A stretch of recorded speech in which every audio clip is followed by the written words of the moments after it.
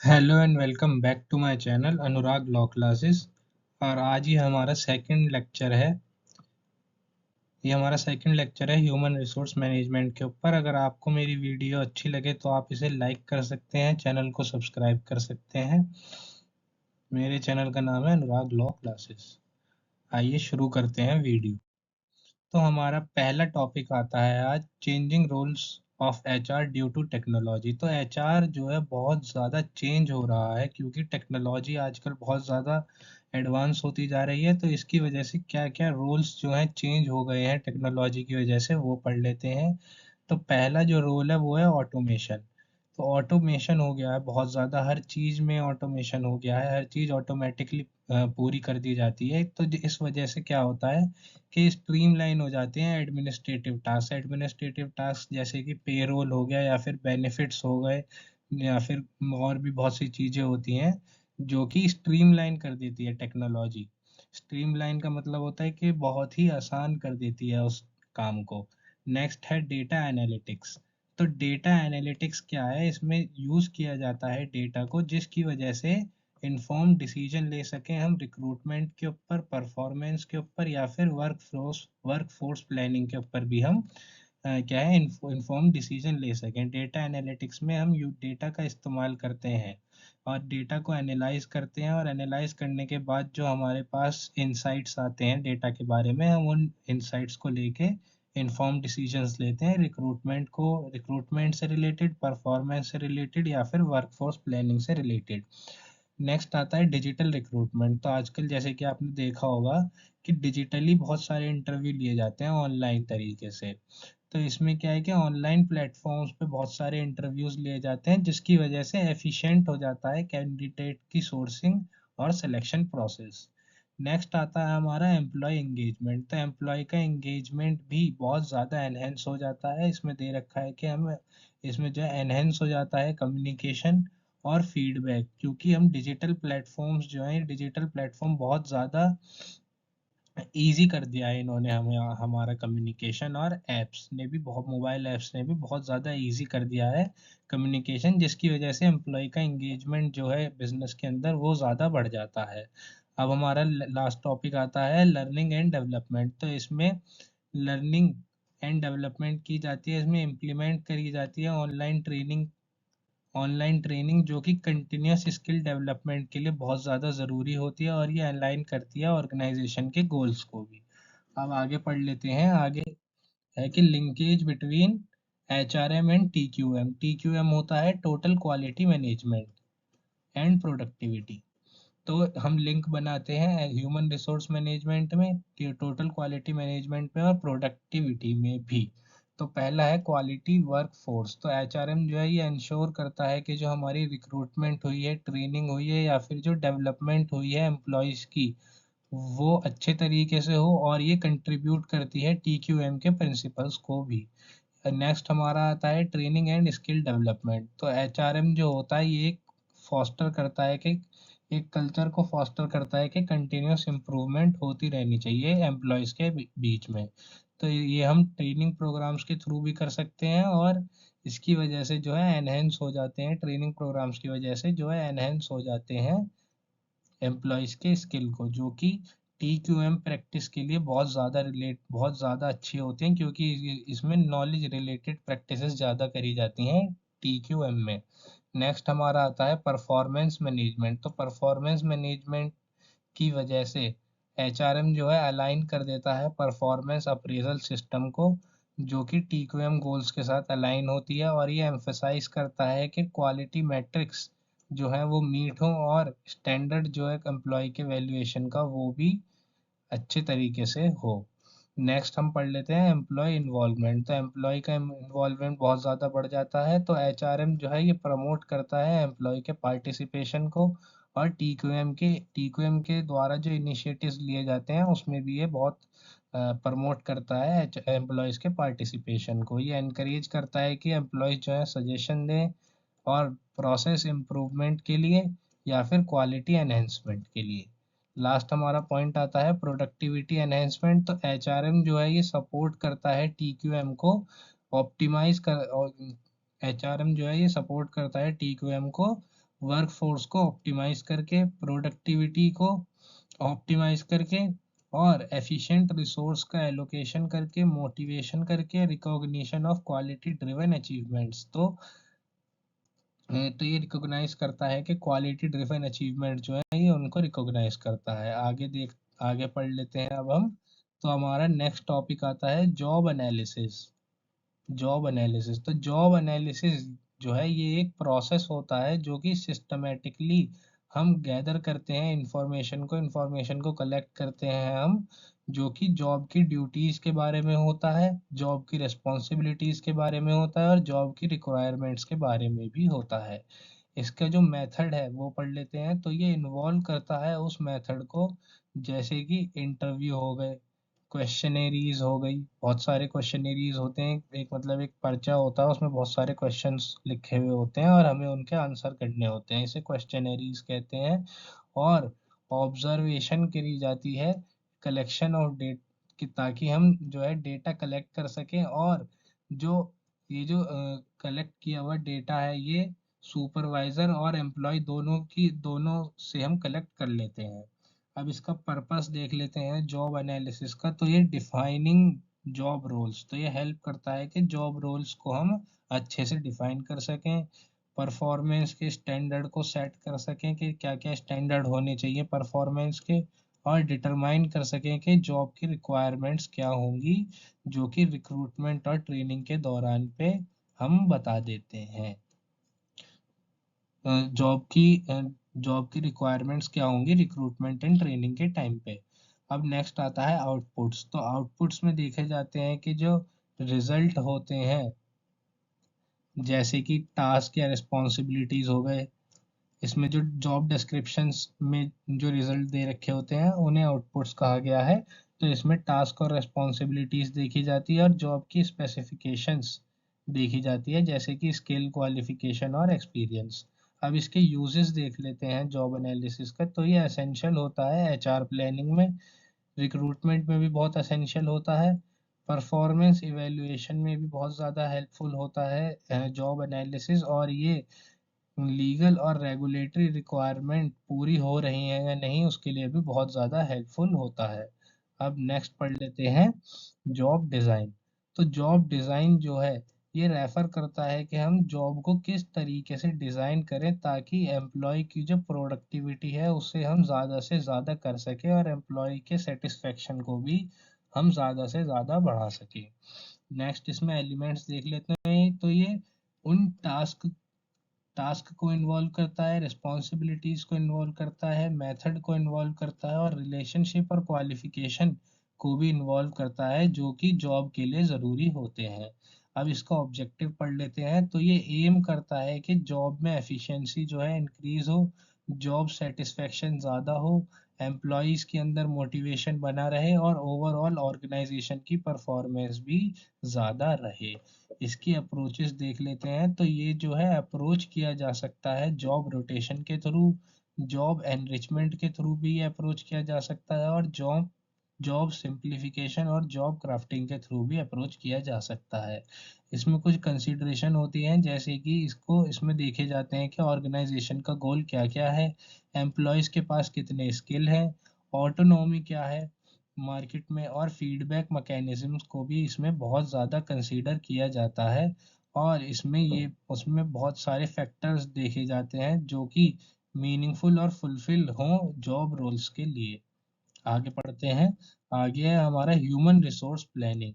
तो human resource planning में हम ह्यूमन रिसोर्स की इस तरीके से प्लानिंग करते हैं ताकि हम उस ह्यूमन के रिसोर्स को, ह्यूमन कैपिटल को, या फिर ह्यूमन पूंजी को हम ज़्यादा से ज़्यादा अच्छे तरीके से यूटिलाइज कर सकें। तो इसमें फोरकास्ट करी जाती हैं पर्सोनल की नीड्स।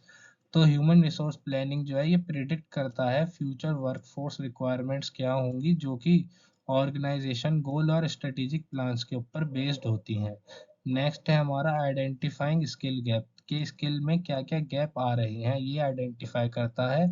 तो इसमें हम असेस करते हैं कि करंट वर्कफोर्स की कैपेबिलिटीज़ क्या हैं, और आइडेंटिफाई करते हैं कि गैप्स क्या हैं, गैप्स क्या हैं, जो कि एग्जिस्टिंग स्किल और फ्यूचर रिक्वायरमेंट्स के बीच में गैप्स क्या क्या हैं वो हम एनालाइज करते हैं। थर्ड आता है रिक्रूटमेंट एंड ट्रेनिंग। तो ह्यूमन रिसोर्स प्लानिंग जो है ये गाइड करता है कि हम रिक्रूटमेंट की स्ट्रेटजीज और ट्रेनिंग के प्रोग्राम्स को अच्छे तरीके से बनाएं और इंश्योर करें कि ऑर्गेनाइजेशन के पास जो है राइट टैलेंट हो और वो फ्यूचर की डिमांड को फुलफिल कर सके। नेक्स्ट आता है सक्सेशन प्लानिंग। तो ये इन्वॉल्व करता है कि हम जो रिप्लेसमेंट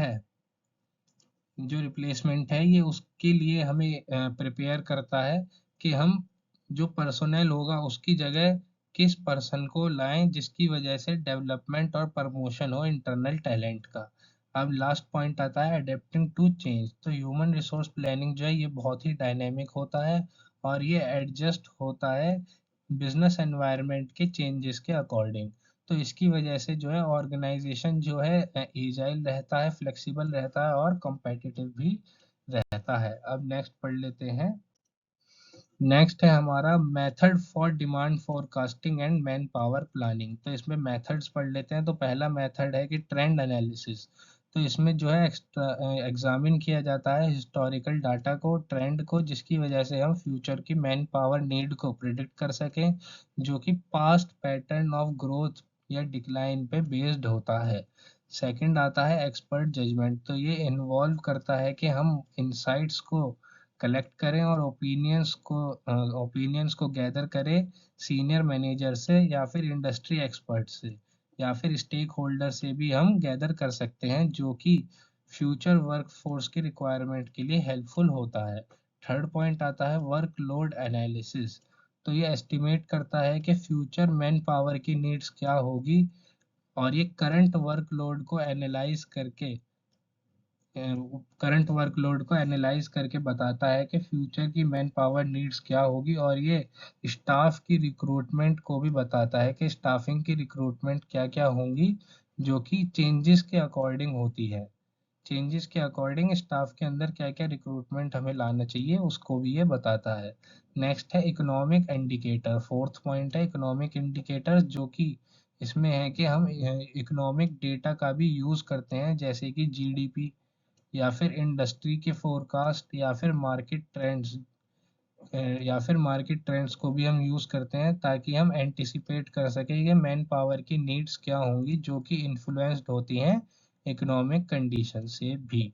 फिफ्थ पॉइंट आता है टेक्नोलॉजिकल फोरकास्टिंग। तो इसमें कंसीडर किया जाता है टेक्नोलॉजिकल एडवांसमेंट को और इसमें देखा जाता है कि क्या क्या चेंजेस ज़रूरी हैं इंडस्ट्री की प्रैक्टिसेस में, ताकि हम प्रिडिक्ट कर सकें फ्यूचर के स्किल्स को और वर्कफोर्स के रिक्वायरमेंट को, जो कि इम्पैक्ट होता है टेक्नोलॉजिकल इनोवेशन से। आगे पढ़ते हैं कि फैक्टर्स हमारा आ गया है factor influencing human resource planning. तो ह्यूमन रिसोर्स प्लानिंग को कौन कौन से फैक्टर अफेक्ट करते हैं वो देख लेते हैं। तो पहला हमारा आता है ऑर्गेनाइजेशन गोल्स एंड स्ट्रेटजीज। तो ह्यूमन रिसोर्स प्लानिंग जो होता है ये शॉर्ट टर्म और लॉन्ग टर्म गोल्स को ध्यान में रख और ये शॉर्ट टर्म और लॉन्ग टर्म गोल्स को ध्यान में रख के बनाया जाता है।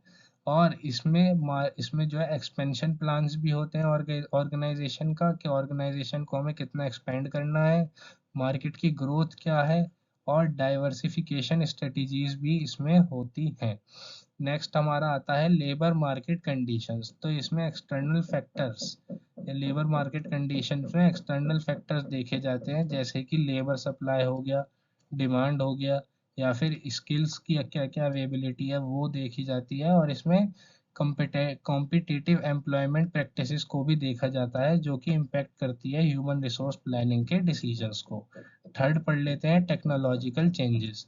तो आजकल बहुत ज़्यादा टेक्नोलॉजी में चेंजेस आ रहे हैं जो कि ह्यूमन रिसोर्स प्लानिंग को भी अफेक्ट करते हैं, क्योंकि क्योंकि ह्यूमन रिसोर्स प्लानिंग जो होती है ये स्किल रिक्वायरमेंट से अफेक्ट होती है, जॉब रोल से अफेक्ट होती है और वर्क फोर्स प्रोडक्टिविटी से भी अफेक्ट होती है।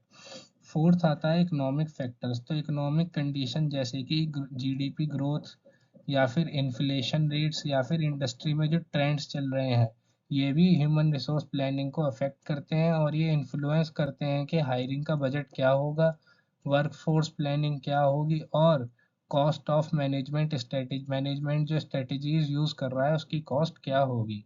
लास्ट हमारा है लीगल एंड रेगुलेटरी एनवायरनमेंट। तो इसमें देखा जाता है कि लेबर लॉज के साथ कंप्लायंस किया जा रहा है या नहीं, और एम्प्लॉयमेंट की रेगुलेशंस, जो एम्प्लॉय द्वारा, जो ऑर्गेनाइजेशन द्वारा रेगुलेशंस बनाई जाती हैं, या फिर एम्प्लॉयमेंट के लिए जो रेगुलेशंस बनाई गई हैं वो उन सबको फॉलो किया जा रहा है या नहीं। और इसमें इंडस्ट्रीज के स्टैंडर्ड्स को भी देखा जाता है जो कि ह्यूमन रिसोर्स प्लानिंग को बहुत ज़्यादा अफेक्ट करते हैं, जो जिसमें कि रिक्रूटमेंट, कंपनसेशन और वर्कफोर्स की डाइवर्सिटी भी अफेक्ट होती है। नेक्स्ट पढ़ लेते हैं मेथड्स ऑफ रिक्रूटमेंट। तो पहला मेथड आता है इंटरनल रिक्रूटमेंट। इसमें ऑर्गेनाइजेशन के इंटरनली जो एम्प्लॉयज होते हैं उनके द्वारा रिक्रूटमेंट किया जाता है। इसमें जो जॉब वैकेंसीज होती हैं ऑर्गेनाइजेशन के अंदर, वो प्रमोशन या फिर ट्रांसफ़र के द्वारा फुलफिल करी जाती हैं। नेक्स्ट हमारा आता है एक्सटर्नल रिक्रूटमेंट। तो एक्सटर्नल रिक्रूटमेंट में कैंडिडेट्स को अट्रैक्ट किया जाता है, जो कि ऑर्गेनाइजेशन के बाहर जो कैंडिडेट्स होते हैं उनको अट्रैक्ट किया जाता है एडवर्टाइजमेंट के थ्रू, जॉब फेयर्स के थ्रू, या फिर रिक्रूटमेंट एजेंसी के थ्रू कैंडिडेट्स को अट्रैक्ट किया जाता है। थर्ड इसमें हमारा मेथड है रेफरल।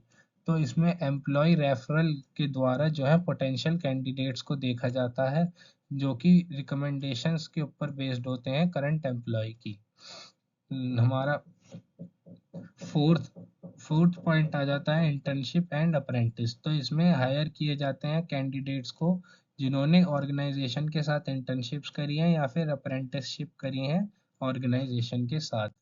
नेक्स्ट है एम्प्लॉय सिलेक्शन। नेक्स्ट है हमारा एप्लीकेशन स्क्रीनिंग।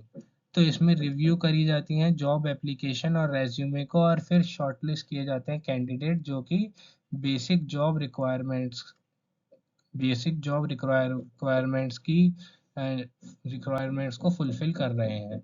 नेक्स्ट हमारा आता है इंटरव्यूज। तो अब हम एम्प्लॉय सिलेक्शन पढ़ रहे हैं, और एम्प्लॉय सिलेक्शन में पहला पॉइंट आता है एप्लीकेशन स्क्रीनिंग।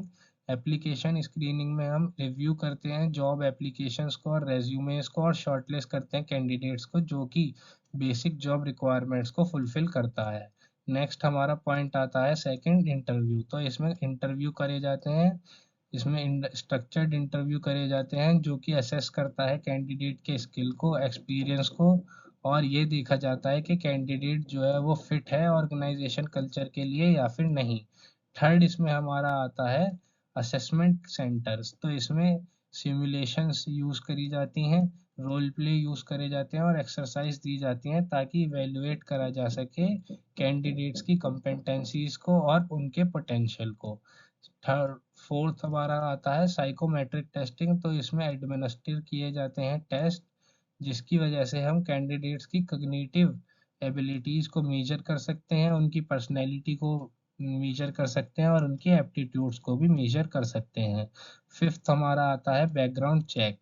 तो एम्प्लॉय सिलेक्शन में हमें बैकग्राउंड चेक भी करना चाहिए। इसमें वेरीफाई करना चाहिए कि एम्प्लॉयमेंट कैंडिडेट की एम्प्लॉयमेंट हिस्ट्री क्या है, कैंडिडेट की क्वालिफिकेशन क्या है, या फिर रेफरेंस क्या क्या है, जिसकी वजह से हम इंश्योर कर सकते हैं एक्यूरेसी को और सूटेबिलिटी को जो कि जॉब रोल के लिए ज़रूरी है।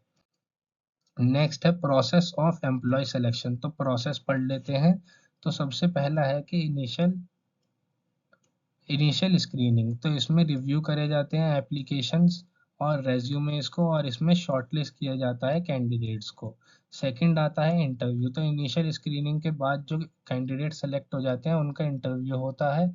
इसमें कंडक्ट किया जाता है एक या एक से ज़्यादा राउंड इंटरव्यूज़ के, जिसमें कि स्किल को असेस किया जाता है, एक्सपीरियंस देखा जाता है, और ये देखा जाता है कि जो पर्सन है वो ऑर्गेनाइजेशन के लिए फिट है या नहीं। थर्ड आता है असेसमेंट। तो इसमें एडमिनिस्टर किए जाते हैं टेस्ट और एक्सरसाइज जो कि इवेलुएट करते हैं कैंडिडेट्स की एबिलिटीज़ और कॉम्पिटेंसीज को।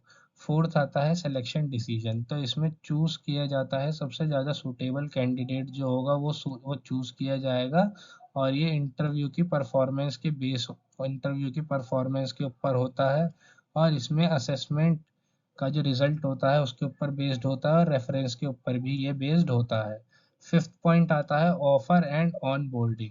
तो इसमें एक्सटेंड करी जा इसमें ऑफर का जॉब ऑफर दिया जाता है कैंडिडेट को, और इसमें नेगोशिएट किए जाते हैं कुछ टर्म्स के ऊपर, जैसे कि सैलरी क्या रहेगी और कितनी छुट्टियां मिलेंगी, और इसमें फैसिलिटेट किया जाता है कि ऑन बोर्डिंग प्रोसेस क्या होगी सेलेक्टेड कैंडिडेट के लिए। अब हमारा नेक्स्ट टॉपिक आ गया है रीसेंट ट्रेंड्स इन रिक्रूटमेंट के। रीसेंट ट्रेंड क्या चल रहे हैं रिक्रूटमेंट के अंदर। तो एआई एंड ऑटोमेशन हमारा फर्स्ट पॉइंट है। इसमें आर्टिफिशियल इंटेलिजेंस को यूज़ किया जाता है रेज्यूमे की स्क्रीनिंग को रेज्यूमे की स्क्रीनिंग के लिए चैटबॉट यूज़ किए जाते हैं, जो कि कैंडिडेट के एंगेजमेंट को देखते हैं और ऑटोमेशन किया जाता है, जिसकी वजह से इंटरव्यूज़ का शेड्यूलिंग कर सकें। नेक्स्ट आता है डाइवर्सिटी एंड इंक्लूजन्स। तो इसमें फोकस किया जाता है कि डाइवर्स टैलेंट को अट्रैक्ट किया जा सके और प्रमोट किया जा सके इंक्लूसिव हायरिंग प्रैक्टिसेस को। थर्ड इसमें आता है रिमोट हायरिंग। तो इसमें लेवरेज करी जाती हैं आजकल वर्चुअल इंटरव्यूज़ बहुत ज़्यादा होते हैं, और ऑनलाइन असेसमेंट भी बहुत ज़्यादा करे जाते हैं, ताकि रिक्रूट कर सके कैंडिडेट्स को डिफरेंट लोकेशंस से। अब नेक्स्ट हमारा आता है फोर्थ पॉइंट एम्प्लॉयर ब्रांडिंग। तो इसमें बिल्ड करा जाता है कि स्ट्रॉन्ग ऑनलाइन प्रेजेंस को और एम्प्लॉयर के ब्रांड को, ताकि अट्रैक्ट करा जा सके कैंडिडेट्स को। लास्ट पॉइंट हमारा आता है डेटा ड्रिवन रिक्रूटमेंट। तो इसमें यूज़ करी जाती है एनालिटिक्स को, जो कि मेजर करता है रिक्रूटमेंट की मैट्रिक्स को, ऑप्टिमाइज करता है हायरिंग की प्रोसेस को, और डेटा ड्रिवन डिसीजंस बनाता है। अगर आप मेरी वीडियो यहाँ तक देख रहे हैं तो आपका बहुत बहुत धन्यवाद। चैनल को सब्सक्राइब कीजिए, वीडियो को लाइक कीजिए। Thank you.